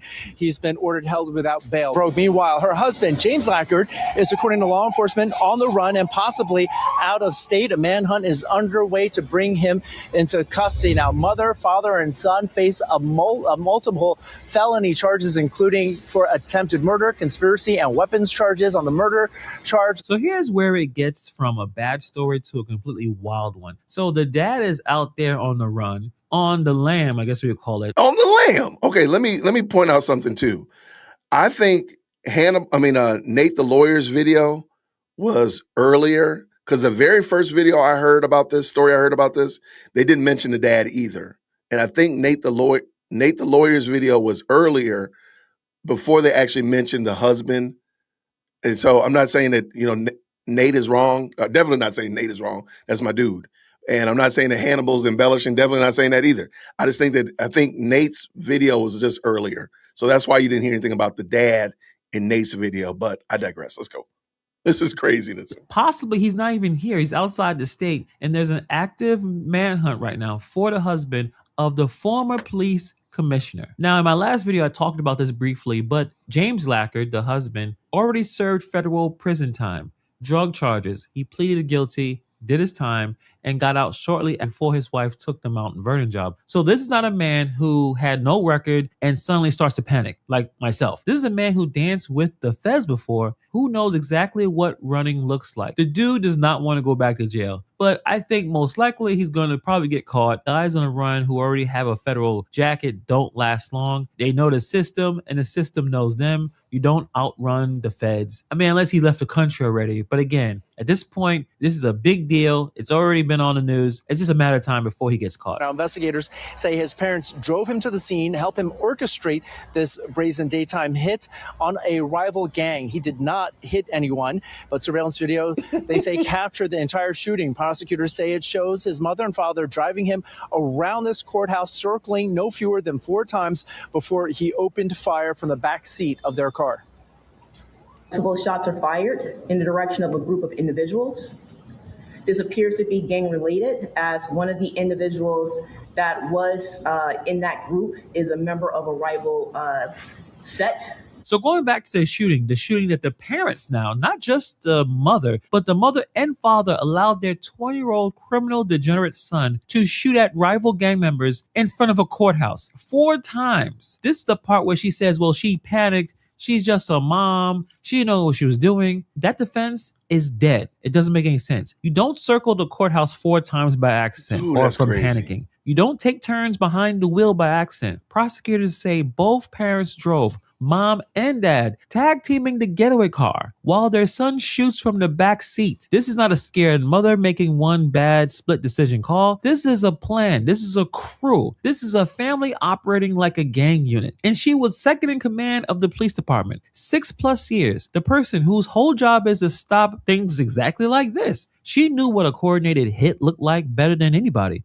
because she was sworn to stop them. Instead, she's doing laps around the block waiting for the target. So I don't know what kind of defense she's going to pull, because 4 laps is intent. 4 laps around that courthouse is a decision that you made over and over 4 separate times. And each time you had the chance to say, no, we're not doing this. We're going home. I'm a cop. But she didn't. She just continued to hit the gas. So this is not a mistake. This is a choice that she made 4 times over. So here's the text. So Chase Lackard allegedly, according to the indictment, texted his mother, "Be directly in front when I leave." She responds, "When?" He writes back, you can't just sit directly outside. It has to be timed right. So essentially here you have the son saying, I'm about to do a shooting. You can't, mom, you can't just sit out there. It's going to be too obvious. Right. And so Chase Lackard, I want to show you this video too. So Chase Lackard is a known gang member. He is a member of the Slutty Gang. No, I'm not making that up. That's what it's called. And apparently back in November of 2024, right, Chase Lackard, was involved in this shooting. And here's a receipt that puts this all together. We talked about this before, but the text messages. The son is writing text messages talking about I want to see the text messages before, though. I want to see how they planned this. Like, did they do this over dinner? Like, how did this work out? They're going to create the first family unit in Rikers Island. They're going to have mom and dad and child unit in Rikers Island. They have like the family unit. How did you do this? How did he get shot in 2024 and nobody started looking into his parents and realize like dad has a Fed jacket, mom is a deputy police commissioner, but your son is an active participant in gang life and gang activity and got shot by the police? Okay. There were a lot of drop-offs in this. I'm sorry. Let's go. in front of the place when I leave. And the deputy commissioner is writing back that he can't just sit out front. This has to be timed right. She's not asking, what the hell are you doing? Get back home. We need you to get your stuff together. She's not saying, Chase, don't do this. She's coaching the getaway. She's a tactical advisor. The kid is about to open fire outside a criminal courthouse, and the mother's concern is the timing of the exit. And I don't know why I keep calling him a kid. He's a 20-year-old man. Yeah. But yeah, this is a coordinated effort from the grown man and his mother. She was in court yesterday, and now she's on Rikers. They're not clear. Please put Chase's gang name in the chat. I got Lil Deputy. That's why I got Lil Deputy, but I got another couple other ones I'm thinking of. Please put Chase's gang name in the chat, please. She clearly hasn't come up with the bail money yet. $75,000 right, is the bail. So he theoretically could have a bail set today too, but it doesn't necessarily mean that he'll get out because you have to make bail before you get out. Right, you got to come up with the cash. Usually it's your parents who help you come up with the cash, but in this case, it's a lot more complicated. She also has some legal troubles of her own. She has been fired, Mount Vernon, and in a statement, the city said that she's not accused of any wrongdoing in the furtherance of her job. Yeah. So this happened outside of her job, but nonetheless, the city has cut ties with her. You think? She's no longer employed by the city of Mount Vernon, and this story is one of the crazier ones that I've come across in recent memory here. This moment and probably many moments before this, the badge meant nothing to her. Everything that she was supposedly hired to do, reform, wellness, keeping the community safe, collapses into one text about how to get away clean. This whole situation reads like someone who was in this crime culture the whole time and just who happened to have a badge. This is basically straight out of the movies that we all watch. This is straight out of like The Departed. The cop who's the bad guy the entire movie, how many tips she buried? How many people got a heads up? That's a good we question. don't know. But when the getaway coaching is this smooth, you have to ask some questions. And here's the part that should make anyone just really, really annoyed. The city's response was, well, this was unrelated to her duties. Nothing to see here. Thank you very much. Are you kidding me? Let's talk about how she got there. Appointed deputy commissioner in 2020. No prior law enforcement experience. None. Handed a brand new 6-figure position. And her husband, the co-founder of the reentry agency, had just got off a federal drug conviction. That's on the record. That's not a secret.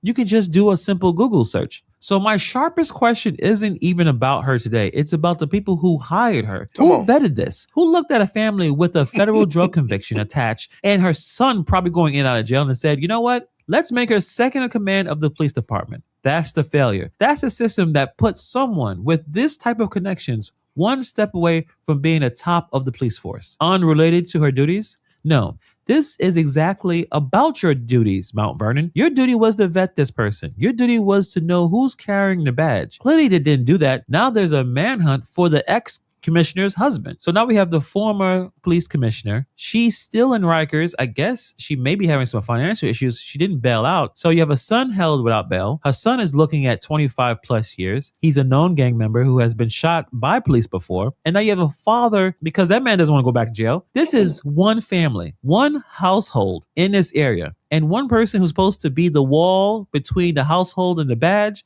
she was allegedly driving the getaway car. So we'll see what happens in the next couple of days. Maybe they'll find this dude. Maybe he'll turn himself in. If he already left the state, then the feds are on him. That's even a bigger problem. But we'll see what's going on with the rest of this case. Let me know what you guys' thoughts are in the comments below. Thank you for taking time to watch this video. And I'll see you guys in the next video. Shout out to Hannibal. Shout out to Hannibal. And I'm going to say it again. I'm going to just pull up here again. Whoever works his land, I'm sorry, I apologize about that, 10. Whoever is righteous has regard for the life of his beast, but the mercy of the wicked is cruel. They thought they were being merciful by putting this woman in the office. I'm not saying that she was wicked when she started it. Maybe she had good intentions. I don't know.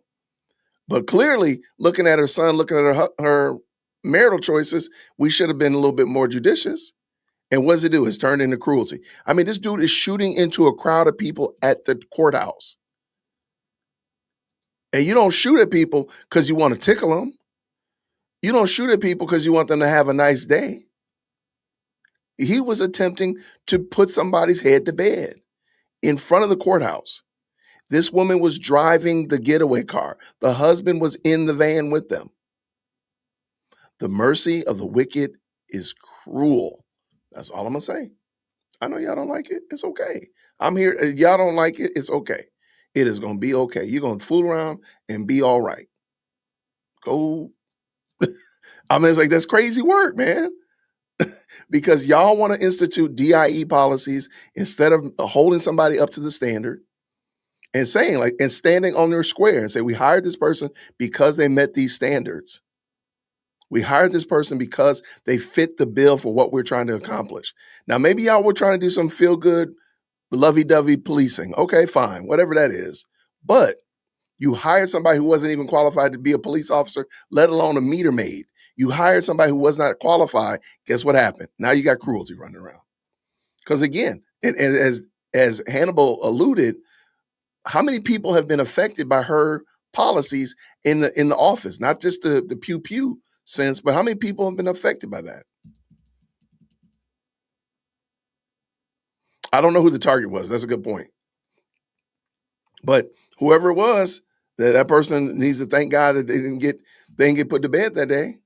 This dude is shooting at a crowd of people outside the courthouse. I mean, you might as well just go to the police precinct and start trying to do that. Like, what is going on? That's some wild work, y'all. That's some grade A wild work. Shout out to the best live chat on the internet. Thank y'all, everybody who tapped in. We were having a good time. It was a rival gang member, but we don't know who the actual gang member was. I'm sorry, I should have been a little bit more clear. They didn't say like it was shooting, Lil Ray Ray was shooting after Lil John Boy or whatever. We don't know who that was. And that's probably better that way anyway. This is some crazy work, man. And again, I know some people are gonna get in their feelings. Email management, jwitt@jwitt.com, and we will have you come on the show and you can tell me how DIE policies work properly. And guess what? You might convert me to believe it. You might convert me to believe that lowering the standards improves the quality of the product. I think you might be able to convince me of it. You might be able to convince me if you switch out Big Mama's baked mac and cheese recipe for great value mac and cheese, that you can make them the same thing. You might be able to convince me of that. That using high quality cheese and cheese dust, they could be the same thing. You might be able to convince me of that, but if you have a problem with it, jwitt@jwitt.com. I will gladly listen to you. Maybe you'll convert me to believe it. Maybe you'll make me think I'll become a believer. I might become a believer in DIE policies. Maybe then I'll start saying it correctly. But until further notice, it's DIE convince me. All right. Shout out to y'all. All right. This is the last one, y'all. Stop it. Because Chief Executive Secondborn is President Firstborn is mad at me because she wants me to take her somewhere. And she's like, you're still talking, Dad. Like, yeah, and You mad at me?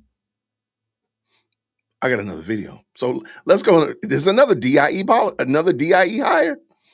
It's Brandon Johnson. Shout out to Paralegal Institute. I love Paralegal Institute. Great content creator.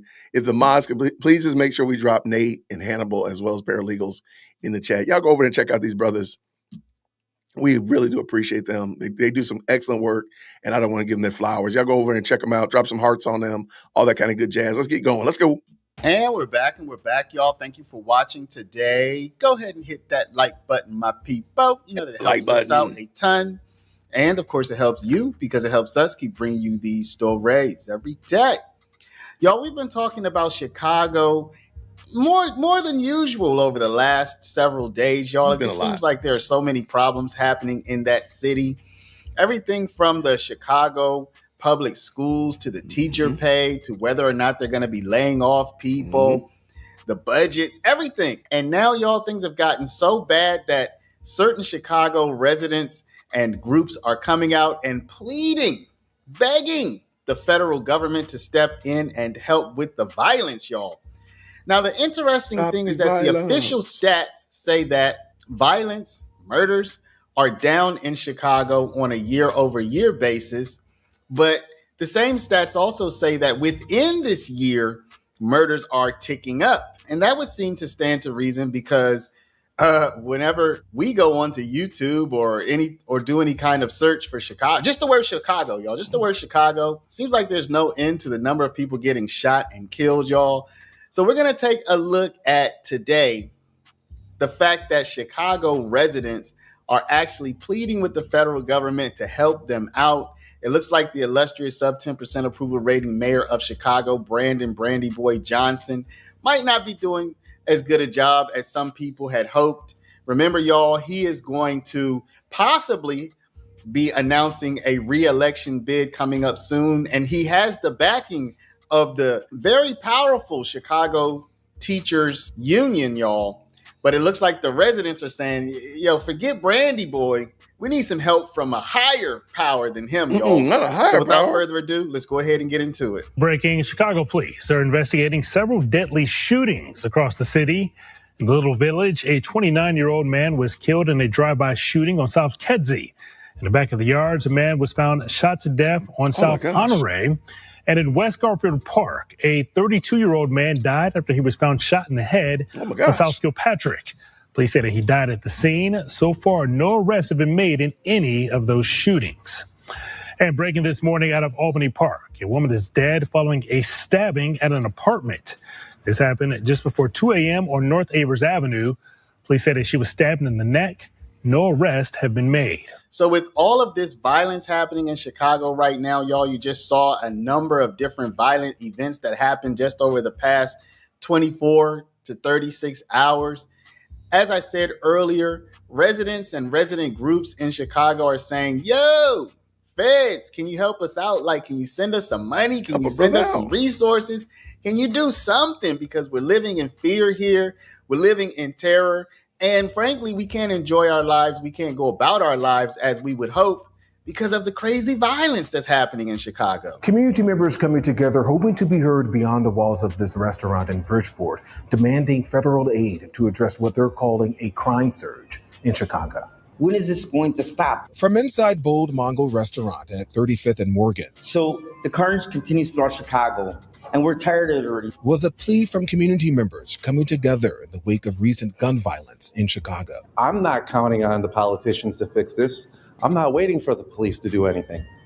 We, the people, have to come together and figure out a different way of when we get upset with one another. Now, y'all, you know what's interesting?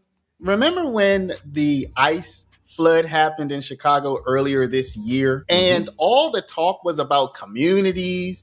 Don't tear communities apart. People shouldn't have to live in fear. And there were people out on the streets every day, y'all, thousands of people. They formed neighborhood patrols.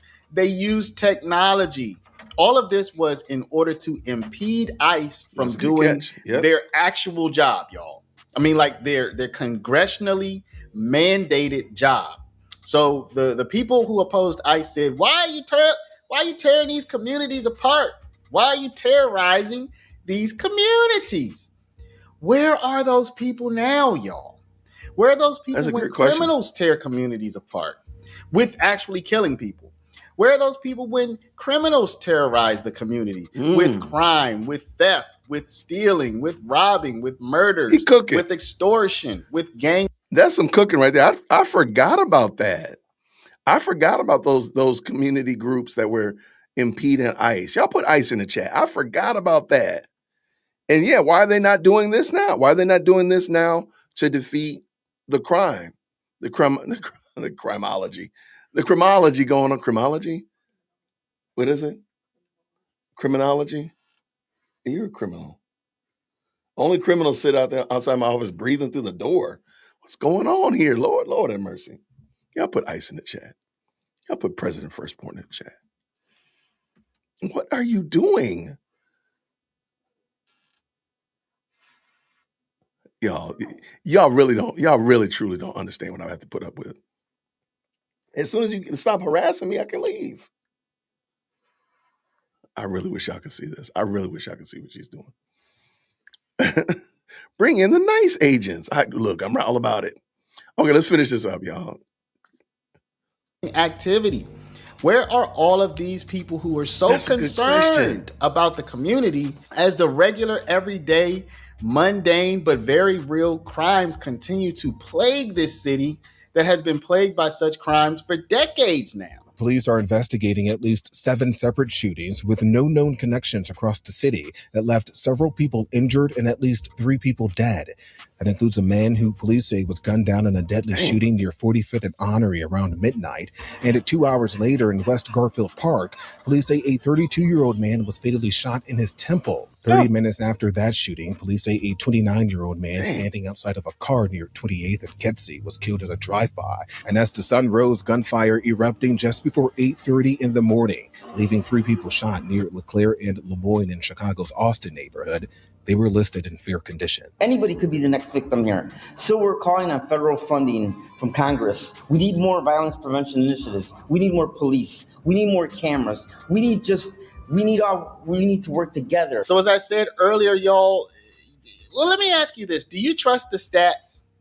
The stats say that crime is either up or down depending on which stats you're looking at and what time frame you're comparing it to.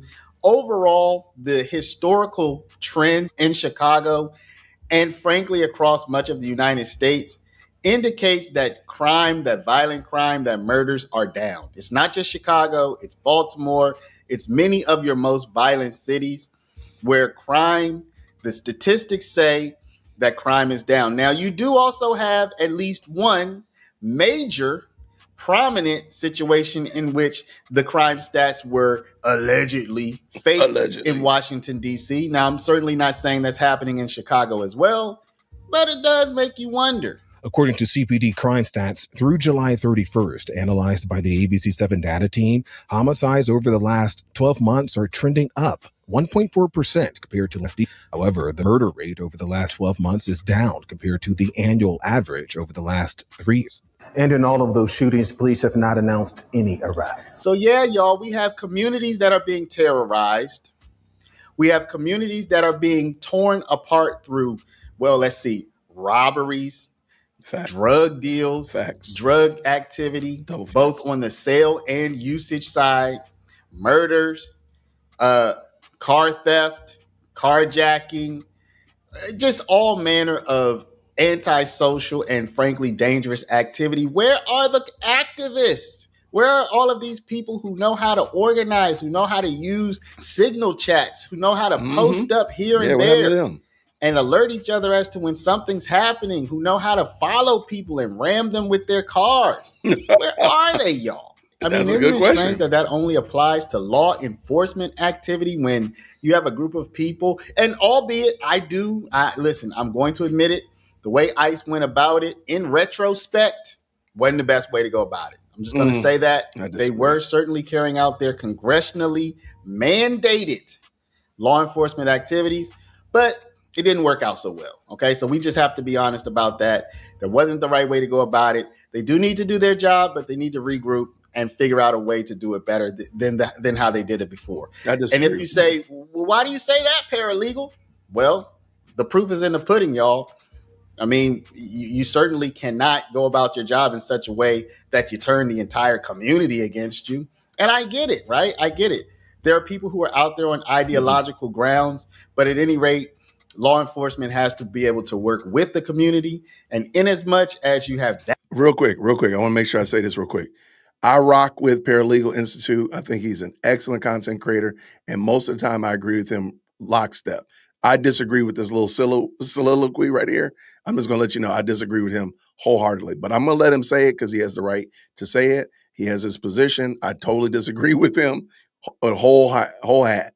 I disagree with this position. But I just want to make sure because I respect him as a content creator. And most of the time he's right on the button. This one right here, he's wrong. That kind of pushback, you're going to have to change your tactics. So I'm all for the mandate of getting people who are in the country without permission of telling them, look, you either got to get yourself regularized. You have to regularize your status or you got to go. I'm all for that. Not Georgia, but to tactics, Chicago. They have to evolve. The bigger question, though, is now that ICE is not carrying out those tactics, where are all these people who have all this time on their hands and all this concern for the community?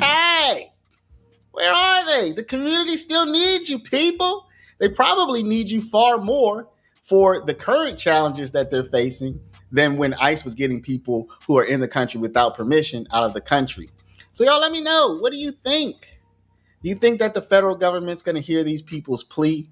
You think they're going to do anything? And if so, what do you think they should do? Let me know what y'all think. Drop a comment down below. But before you do, please stop, hit the share button. Share this video out over email, text message, WhatsApp, Facebook, Snapchat, Instagram, all your favorite social mediums. And of course, if you're not a subscriber, please do subscribe.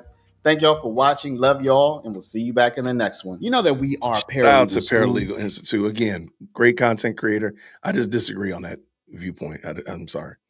I disagree about ICE, but we don't have to turn that into anything.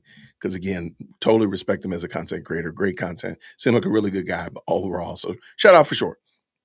And maybe I need to hear a little bit more about what his viewpoint is. Maybe there might be some similarities and we just don't understand maybe some terms. So whatever. Anyway, y'all, thank y'all so much for tapping in. This was the morning meeting. Thank you to all of y'all. We had better than 100 at one point. Had a lot of people on X checking us out. Shout out to the X people.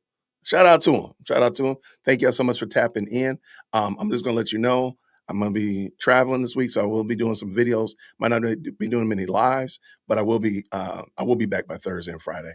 And I know there's rumor that Candace and Andrew are going to debate on Friday. I'm not going to hold my breath. I'm going to be honest with you. I'm not going to hold my breath. I think there's just too many reasons for Candace to duck out. There's just too many ways. She's already shown that she wants to duck out. I don't think it's going to happen. I also don't think that Andrew has held her feet to the fire of actually answering some really tough questions. So I don't know if it's going to happen, but if it does, if they do debate on Friday, we will be streaming it. Absolutely.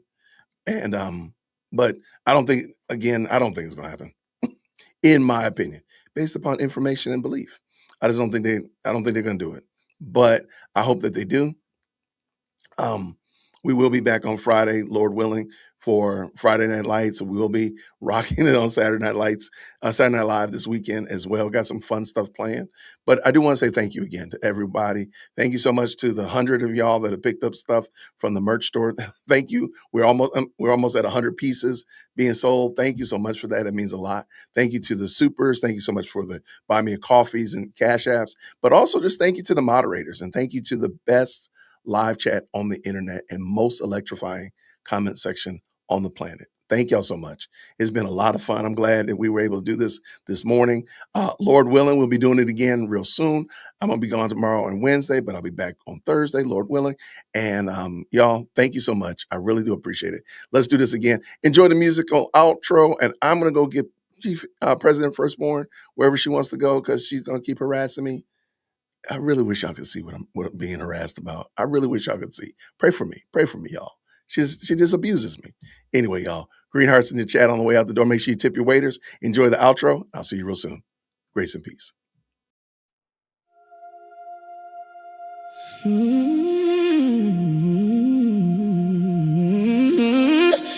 are the Proverbs of Solomon, son of David, King of Israel, for gaining wisdom and discipline, for comprehending words of insight, and for receiving instruction in wise living, and in righteousness, justice, and equity, to impart prudence to the simple, and knowledge and discretion to the young. Let the wise listen and gain instruction, and the discerning acquire wise counsel by understanding the proverbs and parables, the sayings and riddles of the wise. The fear of the Lord is the beginning of knowledge, but fools despise wisdom and discipline. Listen, my son, to your father's instruction, and do not forsake the teaching of your mother, for they are a garland of grace on your head and a pendant around your neck. My son, if sinners entice you, do not yield to them. If they say, come along, let us lie in wait for blood, let us ambush the innocent without cause, let us swallow them alive like Sheol, and whole like those descending into the pit. We will find all manner of precious goods. We will fill our houses with plunder, growing in lot with us. Let us all share one purse. My son, do not walk the road with them, or set foot upon their path, for their feet run to evil, and they are swift to shed blood. How futile it is to spread the net where any bird can see it, but they lie in wait for their own blood. They ambush their own lives. Such is the fate of all who are greedy, whose unjust gain takes the lives of its possessors.